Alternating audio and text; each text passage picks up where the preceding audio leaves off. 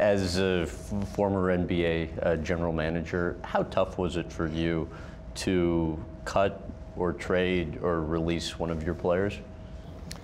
Probably one of the most incredibly down times of your life when you have to do that.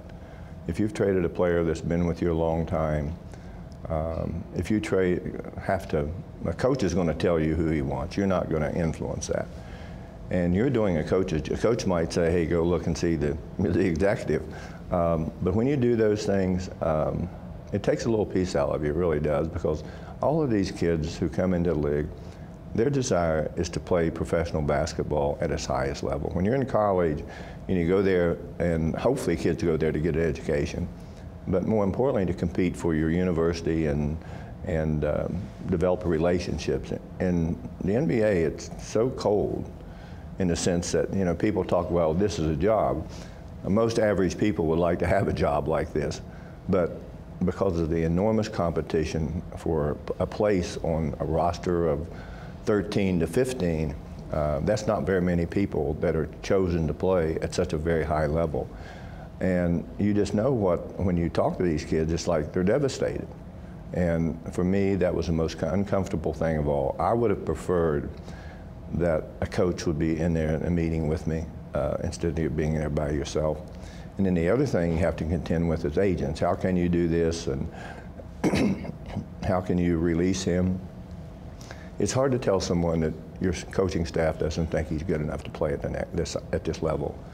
But the other thing that really bothers me, and I know when I left a game, I could have played effectively, but I didn't want to see myself just be another player.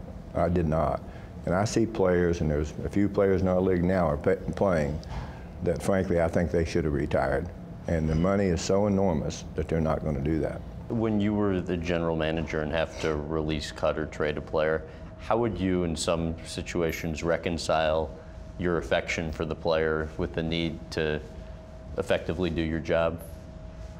Well, one of the things that I always tried to do, the younger players, I wasn't really concerned about the veteran players because they'd been around, they'd been through the wars before, but younger players who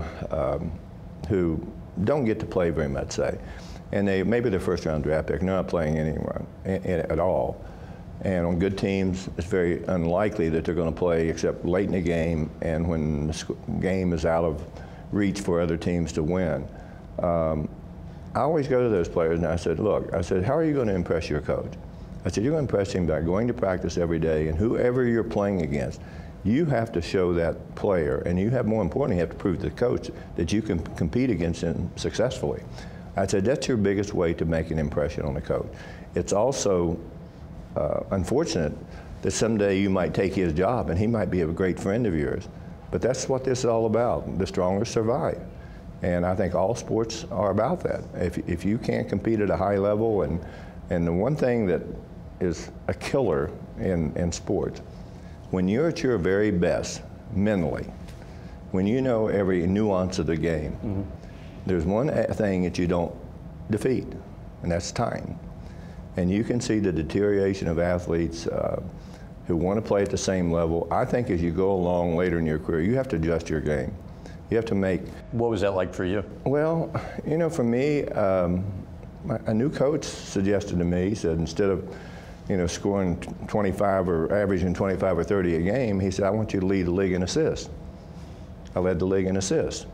But I think it takes the right coach and the right temperament of player to be able to subtly read the message that maybe you can't do those things as well as you used to do. But having said that, I didn't think I was a very good player then because I just felt I didn't have the physical edge that I felt I had before. And but I had, in the eyes of most people in the league, a great year. I led the league in scoring, averaged almost 26 points a game, and I didn't think I was very good. But I was a huge critic of myself. I mean, after every game, it's probably why I don't sleep very well, never slept very well. I'm very critical of everything that I do as an executive, making suggestions to ownership. As an executive, making decisions where you trade players because you think you can do better with another player. But at the end of the day, I think how I judge myself, I was much too critical for myself, much too critical. But I'm a traditionalist. I believe you do everything at the highest level that you can. You push yourself. You don't retreat. You go forward. And the one thing that won't let you do that in sports is age.